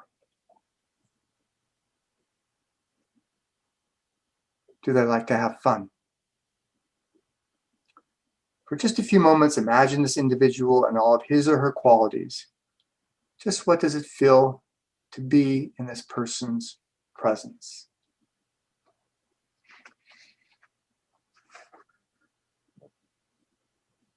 Now, in your imagination, discover what it was that this person tried to teach you about yourself. Perhaps it was self-acceptance. Perhaps it was showing you how to be more loving. Perhaps it was to discover joy and laughter with others. Perhaps it was all these things and many more, but in addition to all the qualities you experienced and were inspired by, this person tried to show you a number of things that you also possess within yourself. What were they? How are you even somewhat like this other person?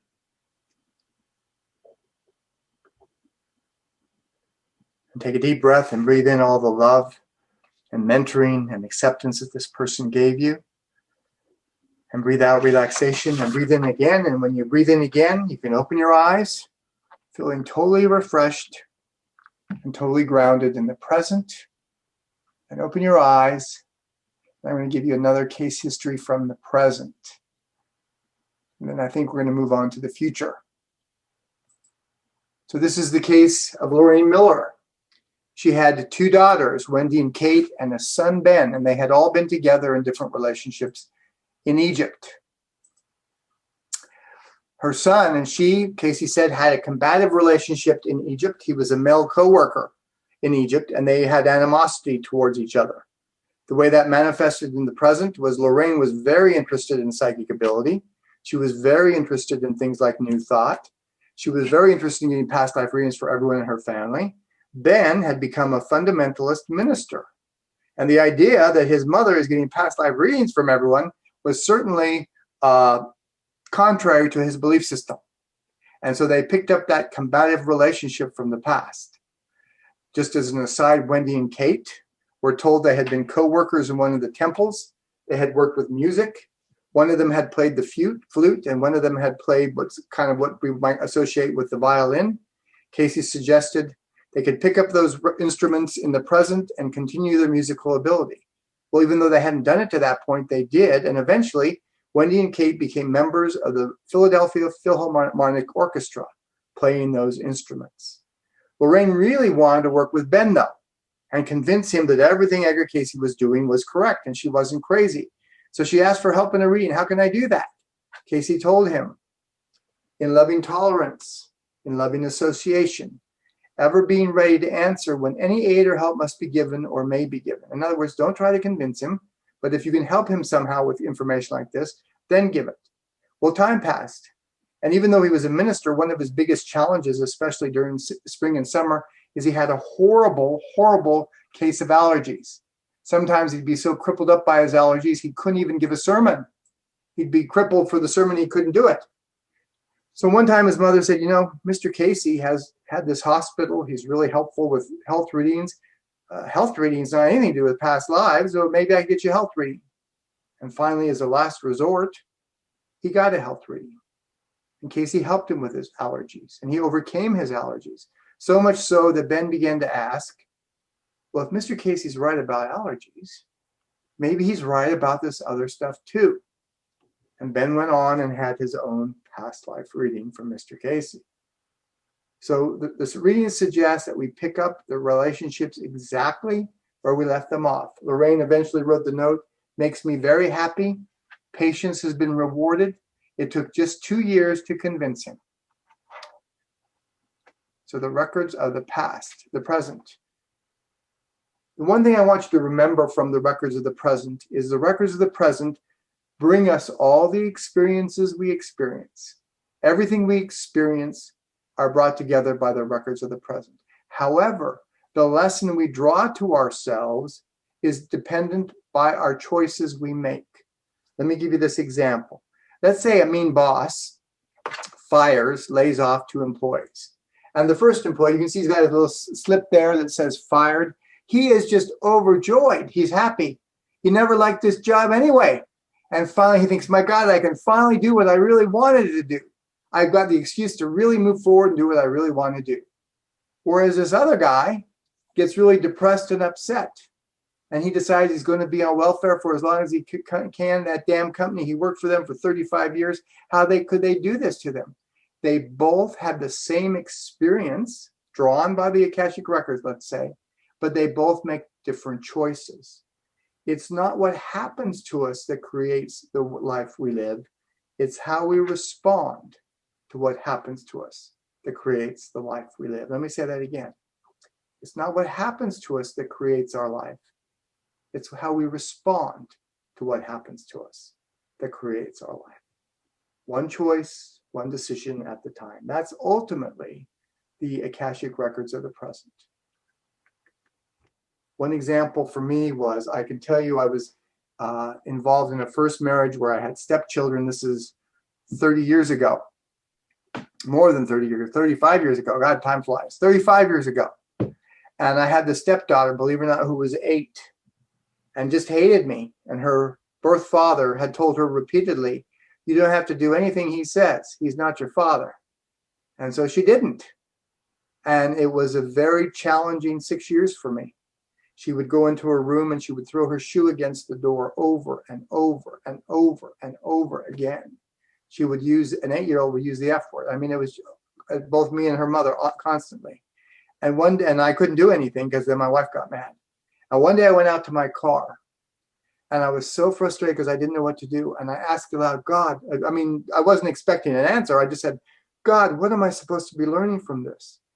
And I heard a woman's voice in my ear say, how to have control of yourself when you have no control of the situation. And that helped. Just hearing that's the lesson, how to have control of yourself when you have no control of the situation, really helped me at the time. So anything that happens to us can be a learning experience. Now, Cayce said the records of the future are an ever-changing array of choices and probabilities and decisions. Here's a funny example. Tom Segru wrote the book There Is a River, which was Edgar Cayce's biography. And he was having a hard time at one point before this biography was published, finding a job. So he was looking for information on his future and what was going to happen with his writing career. So he asked a series of questions. Here's one. Could the Reader's Digest be interested at this time in an article? Cayce said, answer. If there was a demand from 100 people, they'd do it. They'll pay $3,000 for it. Tom got very excited. How can this be set up consistently and at once? Cayce replied, have 100 people write to them asking for it. Well, maybe he thought that's just a little bit too much work. How am I going to find 100 people? So he changes his question to another publication. In what department of the Saturday Review of Literature could Tom Segru aid in the success of his paper? How could he get a job there? Cayce says, in writing articles for Sane. Tom says, in what direction or what special lines? Answer, these will show the abilities of him in meeting most any phase that is needed for such a publication. For this too is expanding. In other words, the Saturday Review of Literature is expanding its topics, and Tom could write for some of those. He says, into what permanent job could I fit? Answer, reviewing articles for the magazine, as well as contributing, same, of course. When can I take over this position? Cayce answers, when is tomorrow? This depends upon too many things. We can't tell you that it will be Thursday the 12th of August or Friday the 13th of February. It depends upon how many friends are to be contributory to this. Will people help? Will Tom Segru respond or no? Will Tom do what he's supposed to do? Will there be a hurricane to blow him away or no? Will there be a train wreck that will injure someone associated with the same? Who can tell? We are through. In other words, don't irritate Edgar Cayce there on the couch. He's telling him it's just one choice, one decision, one step at a time. Just get moving, and then things will start to unfold. That's how the future is created. Now, believe it or not, we all glimpse the Akashic Records of the future. We just don't know that that's what we're doing. And one of my favorite examples of someone glimpsing the future is Morgan Robertson, who in 1898 decided he wanted to write a novel about an enormous ocean liner, which he described as follows in his book. This is in his book. She was the largest craft afloat, the greatest of the works of men, a first-class hotel, a floating city, unsinkable, indestructible. She'd been fashioned so that 19 watertight compartments could be closed in half a minute, and even with 9 compartments flooded, the ship would still float. His book was called Futility. The subtitle was The Wreck of the Titan. And 14 years later, as though following the content of this book's outline, the Titanic set sail from England. And here's the comparison between these two tales. The Titan, which is a novel, had 70,000 tons displacement. The Titanic had 66,000 tons. The Titan's speed was 25 knots. The Titanic was 22.5 knots. The Titan sank in April, so did the Titanic. The Titan had 25 passengers and crew on board. The Titanic had 2,200. The Titan had 24 lifeboats, which weren't enough. The Titanic had 20, which wasn't enough. The Titan was 800 feet long. The Titanic was 882 feet. The Titan struck an iceberg on the starboard side. The Titanic struck an iceberg on the starboard side. The Titan hit an iceberg 740 kilometers from Newfoundland. The Titanic struck an iceberg 740 kilometers from Newfoundland. Now, what I believe happened was Morgan Robertson sitting alone in his study. He's thinking about a super ocean liner. He gets in a higher state of consciousness. He's not aware of it. He's tapping into his superconscious mind. And the superconscious mind is tied into the Akashic Records. And the Akashic Records are picking up on the probability of the White Star Line creating this boat called the Titanic.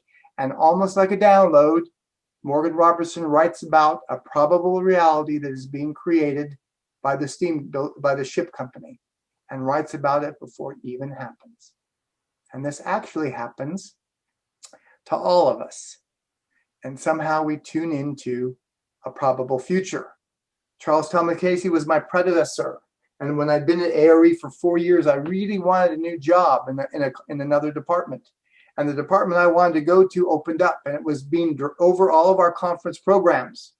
And this director over all of our conference programs had one branch that they worked with that had to do with conferences outside of Virginia Beach, and one branch they worked with that had to do with conferences inside Virginia Beach. And I applied for that job. And one night I had a dream. And I saw a table of organization on Charles Thomas's desk. This is supposed to be an eraser. I didn't have an eraser. And he erased the director of conferences position and separated the two departments into two different divisions to save money. And so the job I applied for actually disappeared, just like I had seen it on the desk in his office before he had even made the decision. Somehow picking up on the future before it happened. One more. In 1975, I was in a physics class, and I was in front of the room, 11th grade. And I looked up at the board on the wall. It was a cork board, and it was used by the astronomy club. And it was a newspaper article about the Jupiter effect. And the Jupiter effect was a planetary alignment that happened in 1982, where all the planets in the solar system lined up in a straight line with the sun. And astronomers and geologists were wondering if that would cause a tremendous pull on the Earth's gravitational field or the crust of the Earth and cause more earthquakes and things. And as I'm trying to read this article, remember it's 1975, all at once it was like a slide dropped in front of my eyes.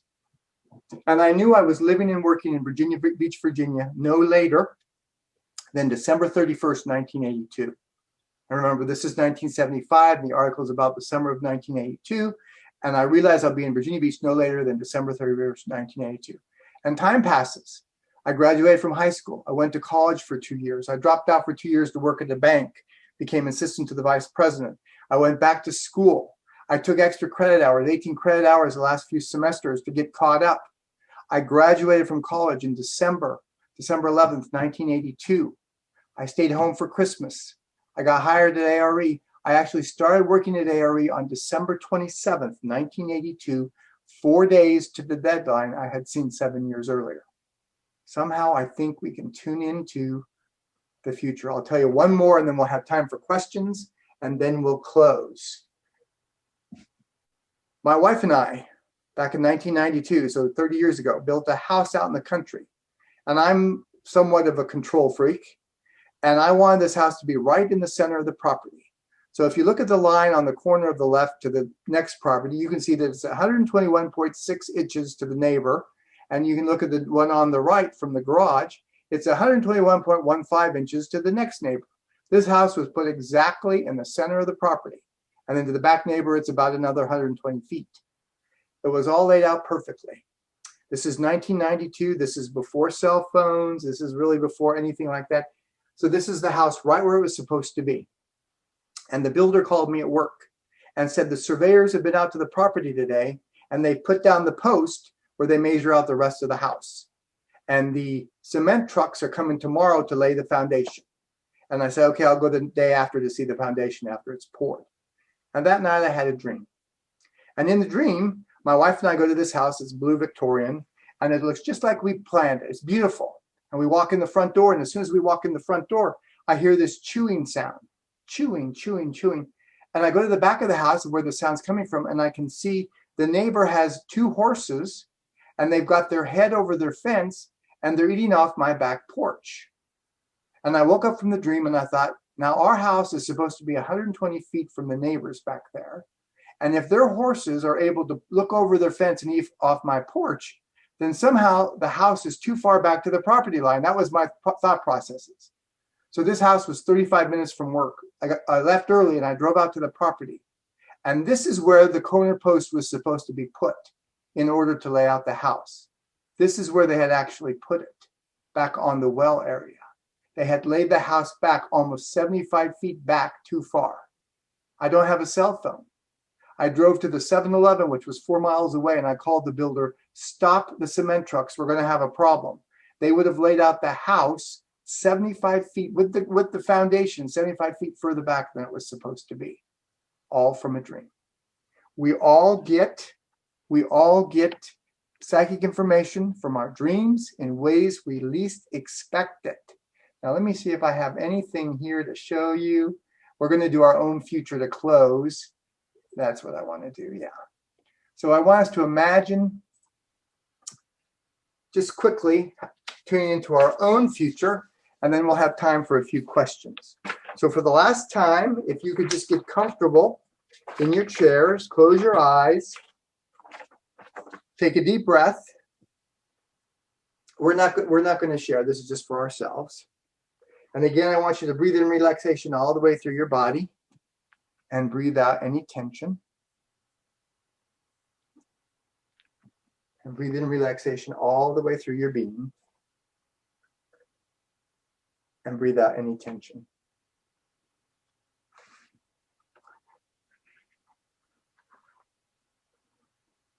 I want you to imagine a scene 7 years in the future. This is a scene of your life that you've helped to create. I want you to imagine that for 7 years now, you've really focused on working with your talents and abilities. You've really focused on living your life's mission. You've really focused on improving your relationships with other people. You've really worked on improving, having a closer relationship with the Creator. And in 7 years, your life has undergone some very positive changes. And you're going to be able to see the results. I want you to only see those things that are helpful, hopeful, and positive. So I want you to imagine it's 7 years from now. It's a Monday morning during the month of May in the year 2028. I want you to see a picture of the life that you helped to create. Where are you and what are you doing?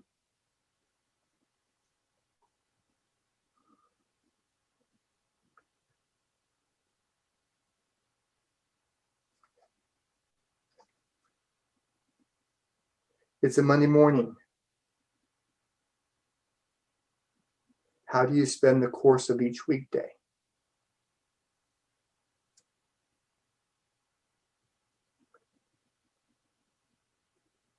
Even in the midst of your busy life, how do you stay in touch with your spiritual connection?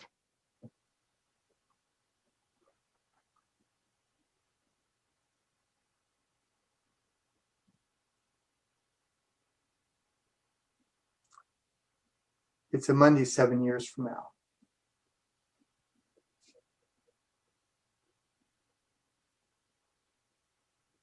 This is a future that you long for. This is a tomorrow that you help to create.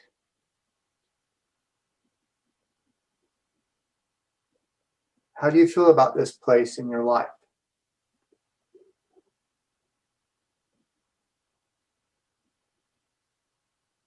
What is your underlying attitude about your life and the people in it? At home, at work, in your community? Whatever happened to change that challenging relationship you had 7 years ago?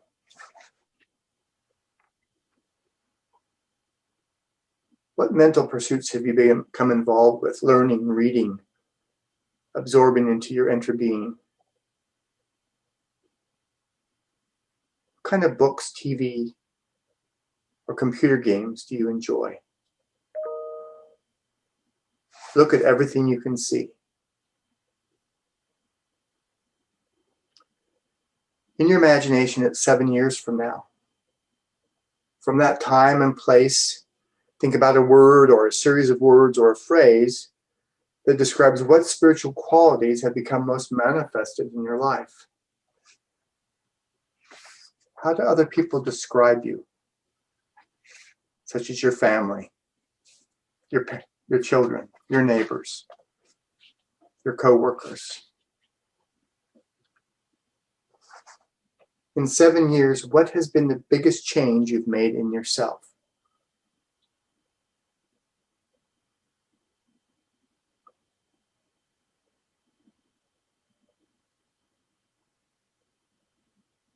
In a word or a series of words, can you sum up your life 7 years in the future and how you feel about it?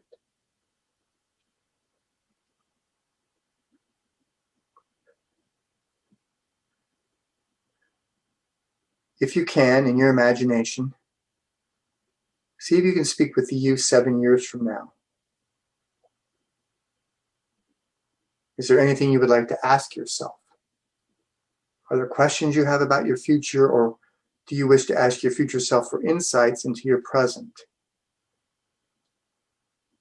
Ask whatever you desire and then listen.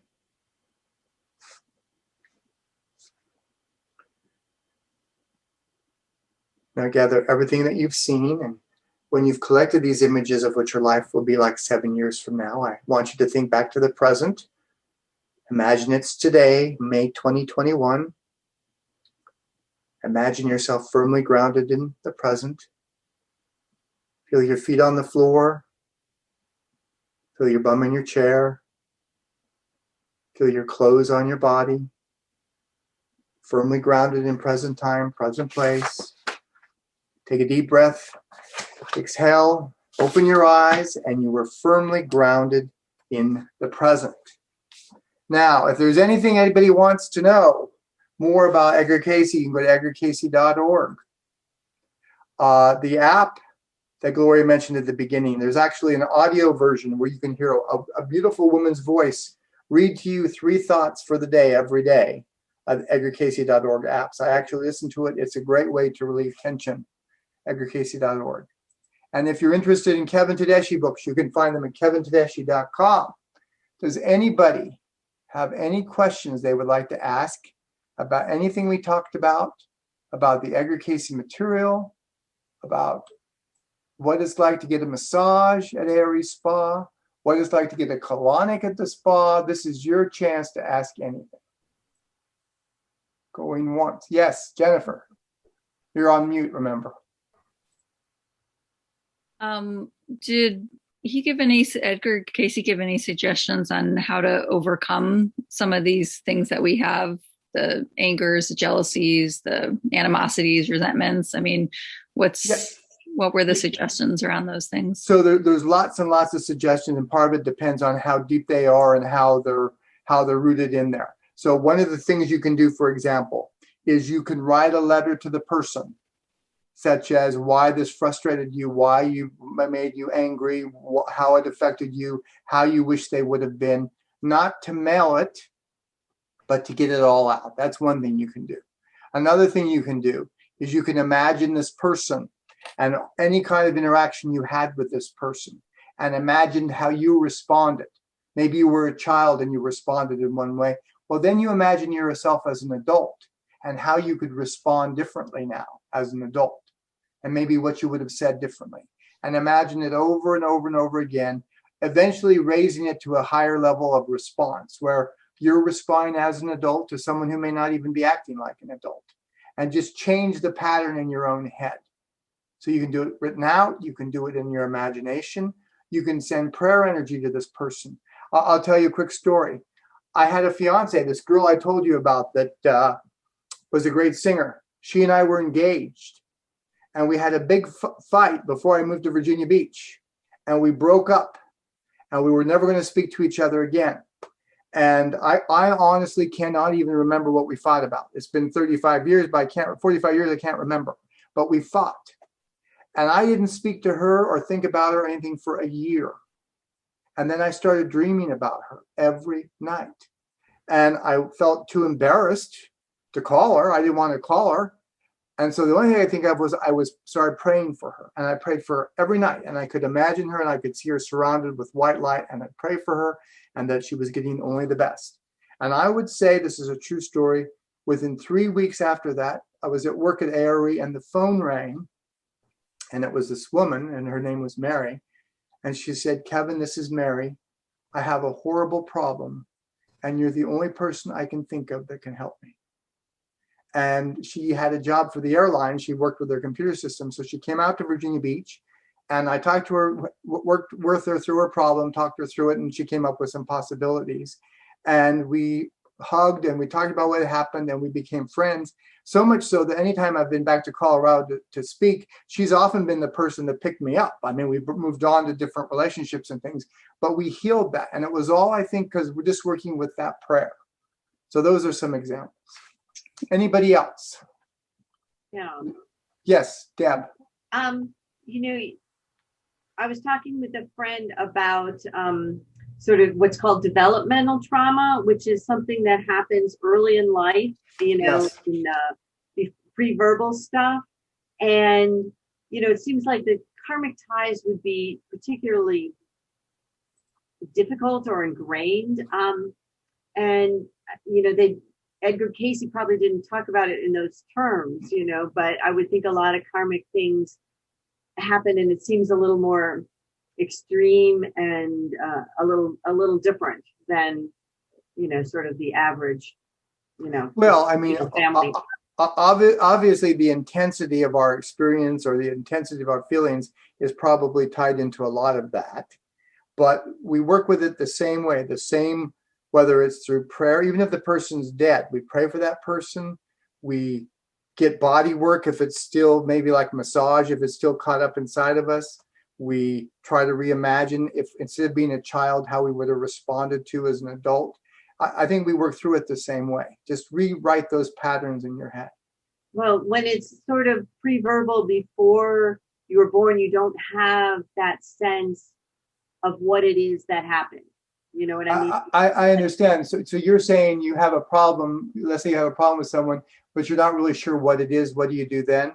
You just pray. Right. You just pray for the person. Just pray for the person. The universe will show you the way. You just send light. The universe will show you the way. Whether it's a dream or another relationship that helps you get through it or whatever it is. You do. One of the lines in the Cayce material is, do what you know to do, and the next step will be given. I was having a conversation with someone today. They're here and they want to get here and they want to know, how do I get there? And I say, it's not going to work. You got to go here and here and here and here. And then eventually you're going to get there. So do what you know to do, even if it's only prayer, and the next step will be given. That's my advice. Anybody else? Yes, Lanabelle, you're on mute. I was just going to say, I want to get a couple of your books because I've read Edgar Cayce and it was really hard for me to understand, like when you talk about this entity and stuff. Yeah, I reworded it to make it easy, so even I can understand it. So I look forward to reading some of your stuff. Yeah, thank you. And actually, recently we've started to notate the readings differently. If you see it right now, usually in the past you just saw numbers. If you see ECRL, it means we've changed the sentence structure slightly to make it easier to understand. We haven't changed the original. We're just changing it in writing so it's easier to understand. Because you're right, sometimes he did speak very convoluted. When I first got involved, lots of times I would read the readings aloud because they made more sense to me then. Anybody else? This is your chance. Hi, I'm Kathleen.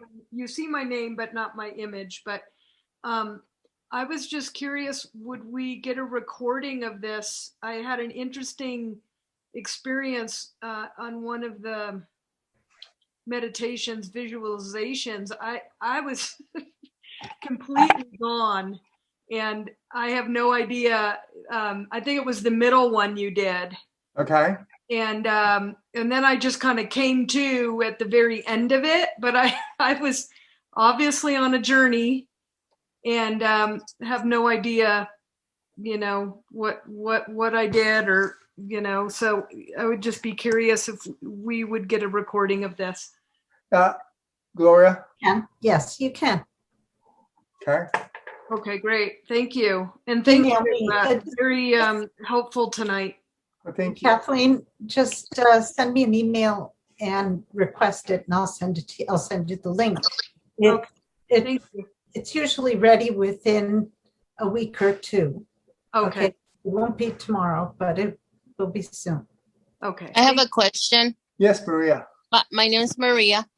So I'm the youngest of 6, and my challenging relationships include my siblings. And, you know, when I was young, I had a challenging time with them. And then there were many, many years where I was kind of in a leadership position because we moved from another country, from Mexico to the US. So I was kind of in a leadership position with my family. So we had a great relationship. And then now that we are older, my sisters are in their 70s. Again, the relationship deteriorated. What can you say about that change? You mean, why did it happen? Is that what you're asking me, or? Yeah, so first it was bad, then it was good, then it was bad. What does that tell me about me?